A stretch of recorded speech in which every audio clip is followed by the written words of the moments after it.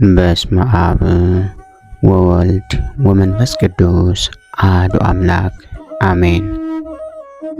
እንኳን በሐምሌ 23 ቀን ታስበውና ተከብረው ለሚውሉ ለቅዱሳን በዓላት በዚች ቀን መሪና ሰማዕት የሆነችበት የዕረፍቷ መታሰቢያ በዓል፣ ቅዱስ ለንጊኖስ ሰማዕትነትን ያገኘበት የዕረፍቱ መታሰቢያ በዓል በሰላም አደረሳችሁ አደረሰን። ቅድስት መሪና ሐምሌ 23 ቀን በዚች ዕለት ቅድስት መሪና ሰማዕት ሆነች። የዚችም ቅድስት የአባቷ ስም ዳኪዎስ ነበር።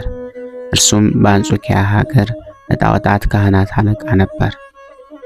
ያን ጊዜም ንጉሱም ከሃዲው ዳኪዎስ ነበር።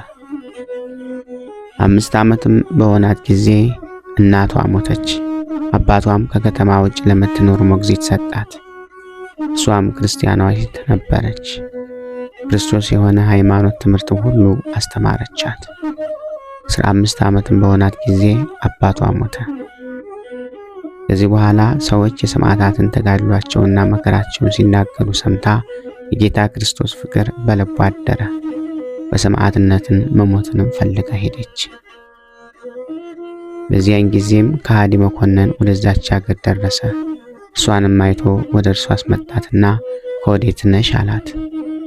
ክብር ይግባውና ከጌታዬ ከኢየሱስ ክርስቶስ ሰዎች ወገን ነኝ፣ ስሜም መሪና ነው አለችው። ደምግባቷንና ላይዋንም አይቶ መታገስ ተሳነው። እሺ ትለው ዘንድ በብዙ ነገር አባበላት። እርሷ ግን ረገመችው፣ የረከሱ አማልክቶቹንም ረገመች። ያን ጊዜም በብረት ዘንጎች ይደበድቧት ዘንድ ደሟ እንደ ውሃ እስኪፈስ ሕዋሳቷንም ይቆራረጡ ዘንድ አዘዘ። ያን ጊዜም ወደ ጌታ እግዚአብሔር ጸለየች።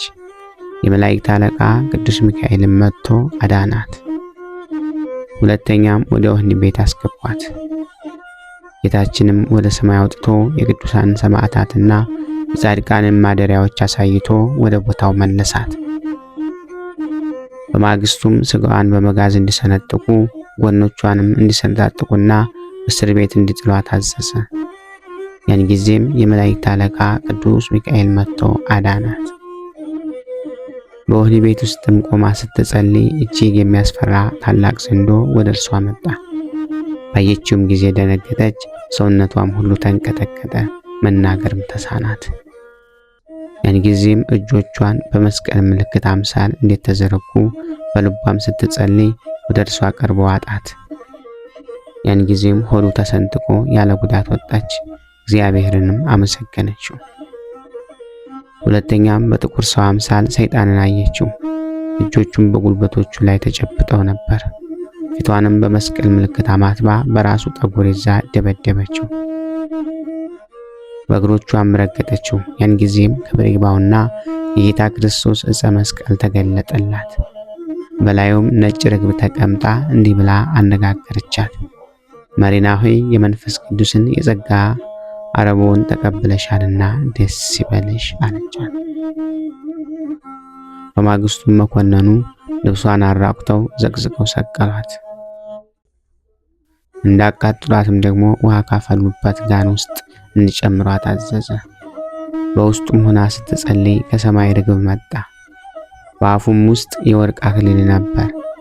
ማሰሪያዎችንም ፈቶ በአብ በወልድ በመንፈስ ቅዱስ ስም 3 ጊዜ ያጠመቃት። እግዚአብሔርንም እያመሰገነች ከውሃው ውስጥ ወጣች። መኮንኑም እንደዳነች ባየ ጊዜ ራሷን በሰይፍ ይቆርጡ ዘንድ አዘዘ። ወደ ሰማዕትነቱም ቦታም በደረሰች ጊዜ ነፍሷን በፍቅር ይቀበል ዘንድ ወደ ጌታችን ጸለየች። ክብር ይግባውና ጌታችን ተገለጠላት። ስሟን ለሚጠራ መታሰቢያዋን ለሚያደርግ ገድሏን ለሚጽፍ ወይም ለሚያነበውና ለሚሰማው ኃጢአቱን እንዳስተሰርይለት እርሷም ርዕሱን እንዲሰጣት ቃል ኪዳን ሰጣት። ከዚህ በኋላ ራሷን በሰይፍ ቆረጡ። ከእርሷም ብዙ ተአምር ተገለጠ።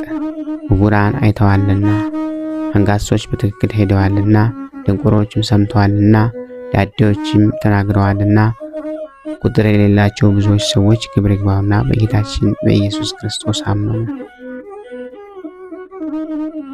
በዚህ ዕለት ታስቦና ተከብሮ የሚውለው ሌላው ቅዱስ አባታችን ቅዱስ ለንጊኖስ ነው።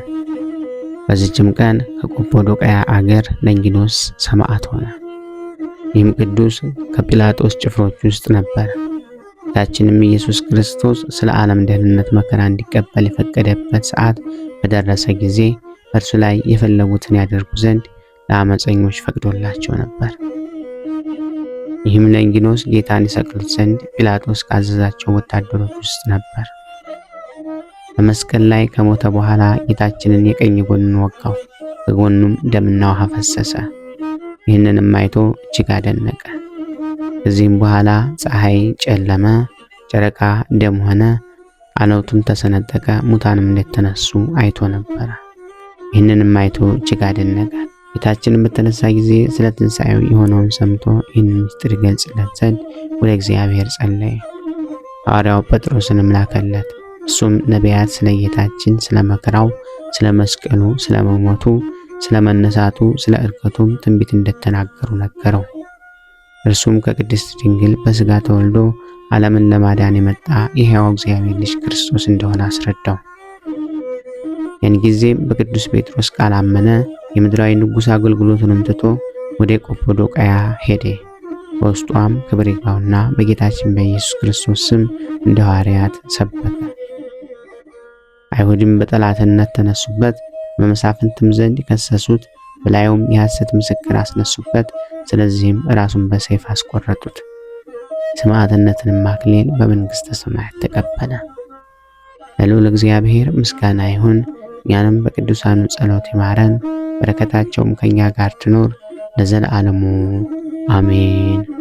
ክብር ምስጋና ይሁን አንድ አምላክ ለሚሆን ለአብ ለወልድ ለመንፈስ ቅዱስ ስም እስከ ዘለዓለሙ አሜን። ወስብሐት ለእግዚአብሔር ወለወላዲቱ ድንግል ወለመስቀሉ ክቡር። ይቆየን።